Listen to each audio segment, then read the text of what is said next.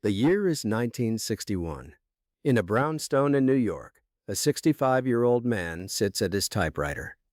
He is about to publish something most spiritual teachers never would. Not another book of theory. Not another set of techniques, receipts, real names, real dates, real impossible outcomes.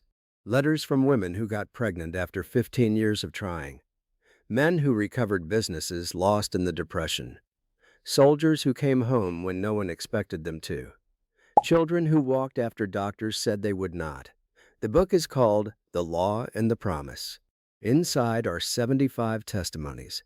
People who attended one of his lectures, used his method for 30 days, and wrote to him about what happened next. Most of these stories you will never hear in modern manifestation videos. Neville did not edit them for drama.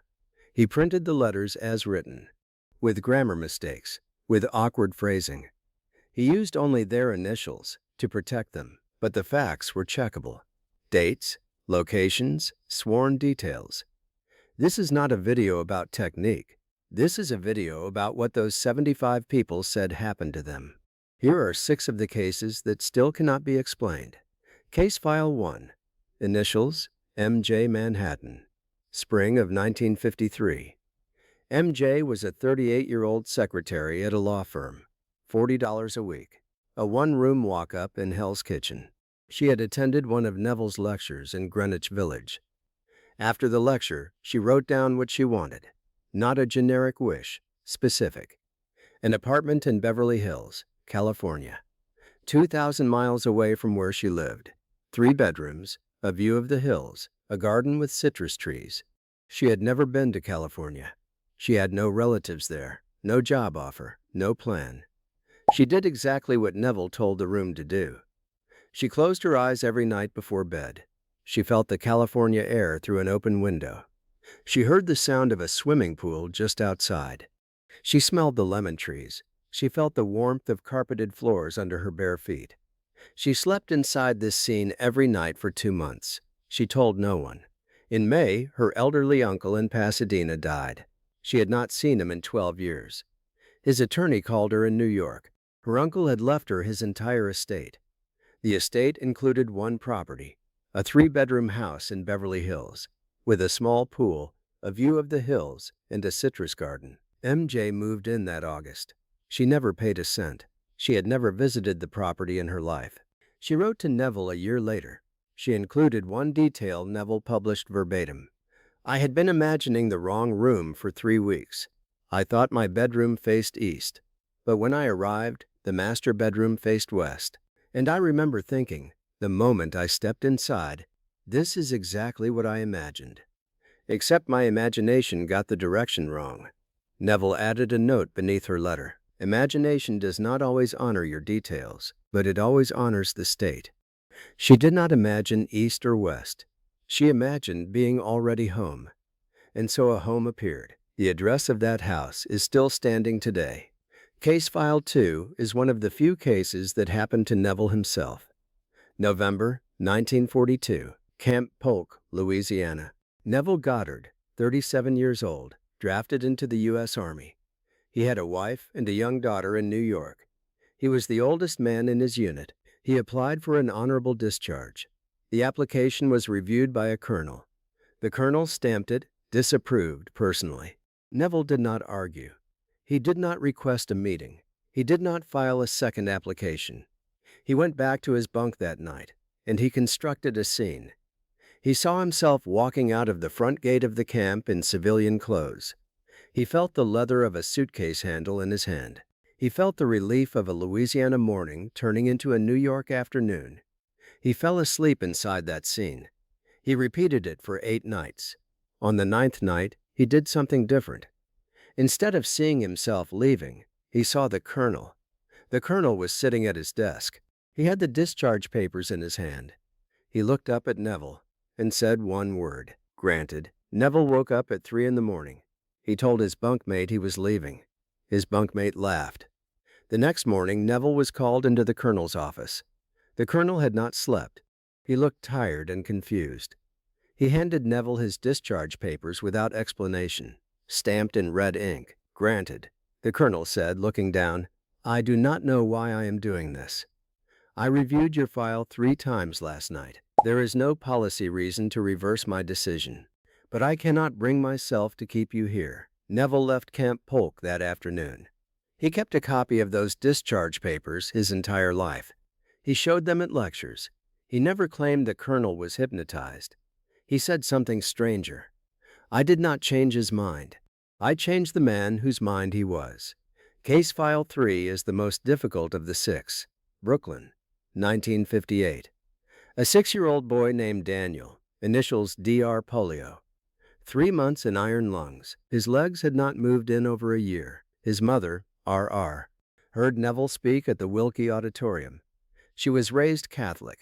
She did not believe him, but she had run out of options. After the lecture, she approached him. She asked, "Can imagination heal my son?" Neville did not answer immediately. He looked at her carefully. Then he said, "Imagination cannot heal him, but you can." He told her to sit beside her son after he was asleep, to not say anything, to not touch him, to close her eyes, to see him not as he was now, but as he was at 4 years old, running, laughing, to hear his footsteps on the wooden floor of their apartment, to feel him jumping into her arms. The mother went home that night. She sat beside Daniel's bed for 2 hours. She did not pray. She did not cry. She just felt him running. She heard his footsteps in her mind, the same way she had heard them before. She did this every night for 40 nights, without telling her son, without telling her husband. On the 39th night, Daniel woke up with a fever. The next morning, the fever was gone. He moved his right foot for the first time in 14 months. 6 weeks later, he was walking. 8 weeks later, he was running. The doctors called it spontaneous recovery. The mother wrote to Neville a year later. She included a photograph. Daniel on a baseball field in a neighborhood league. Neville published her letter in The Law and the Promise. She wrote one sentence at the end Neville never forgot. "I want to make clear what I did not do. I never asked God to heal him. I never prayed for a miracle. I only sat beside his bed every night and remembered him running until the memory felt more real than the bed." Daniel grew up to become a school teacher. He lived in Brooklyn his entire life. He told friends years later that he did not remember being sick. He only remembered his mother sitting beside his bed at night. Case File 4 is the strangest in the book. Cleveland, Ohio, spring 1945. A man named L.H., a 40-year-old machinist. His younger brother was a soldier in the Pacific Theater. In March, the family received a telegram. The brother had died in combat on Okinawa. There were witnesses. There was paperwork. There was a body sent home for burial. L.H. did not attend the funeral. He locked himself in his garage for 3 days. He had heard Neville speak in Cleveland the year before. He decided to do something his pastor would have called madness. He decided to revise, not pray, not grieve, not accept. He would imagine a different ending to the war for his brother. He spent every night for 2 weeks doing one thing. He sat in his armchair and imagined a telephone ringing. He imagined picking up the receiver. He imagined hearing his brother's voice on the other end. "I'm home. I'm at the train station. Come get me." He felt the steering wheel of his car in his hands as he drove to pick him up. He felt his brother's arms around his shoulders as they embraced. He fell asleep inside the embrace every single night. On the 17th night, his telephone rang at 6 in the morning. It was the War Department. There had been an identification error. The body sent home had not been his brother. His brother had been captured, not killed. He was alive in a military hospital in Manila. He would be discharged within 30 days. L.H. drove to the train station 3 weeks later. He picked up his brother in the late afternoon. His brother walked toward him on the platform. They embraced for nearly a minute. L.H. wrote to Neville the next month. He did not ask for an explanation. He wrote one paragraph. "I do not know if my brother was always alive. I do not know if I changed something that had already happened. But I want you to know I will spend the rest of my life imagining things differently. Because if my brother could come home from a confirmed death, then I refuse to believe anything else in this world is fixed." The brother lived for another 43 years. Case File 5 was sent to Neville by a woman in Chicago. Initials EB. She had not spoken to her sister in over 10 years. They had fought over their mother's estate in 1946. Cruel words.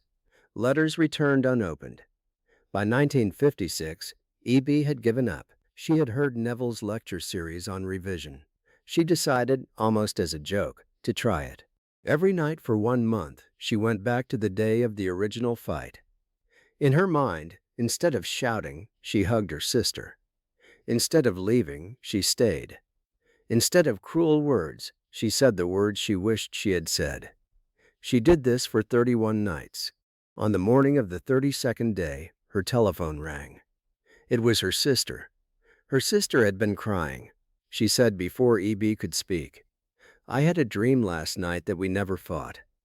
I dreamed I was at Mom's funeral, and you were standing next to me. Were we at the funeral together?"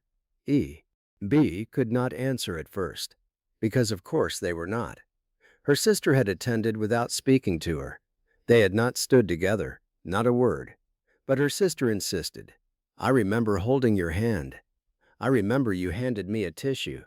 How is it possible I am remembering this wrong?" EB wrote to Neville and asked the same question. How could her sister remember something that did not happen? Neville published her letter without commentary, but in a lecture 3 months later, he addressed it. He said, "When you revise the past, you are not lying. You are not pretending. You are constructing a new past in the only place a past has ever existed, inside a human mind. And the universe, sometimes, will rearrange the memories of others to match. Not because it has to, because it can." EB and her sister spent the next 30 years inseparable. Case File 6 is the last. Los Angeles, spring of 1960. A musician named RK. He had been a heroin addict for 11 years. He had tried 5 rehabilitation programs. All 5 had failed. He attended a Neville lecture by accident. A friend had dragged him to it. He had no interest in metaphysics, but one thing Neville said that night caught him. Imagination is the only known cure for addiction, because addiction is also imagination. It is the persistent imagining of relief through a particular object. Replace the object. Replace the addiction. RK went home that night and tried something. Instead of imagining the relief of using, he imagined the relief of having already quit. He imagined a future version of himself, 6 months clean. He felt that version of himself shaking the hand of someone at a meeting, felt the embarrassment of telling a stranger about his past, felt the calm. He fell asleep inside that scene. He woke up the next morning still craving. He used that day, but he did the imagination again that night.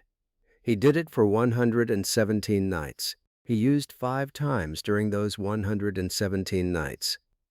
On the 118th night, he did not crave. He did not crave the next night either. He never used again. He wrote to Neville 2 years later. He included one line. "I did not stop being an addict.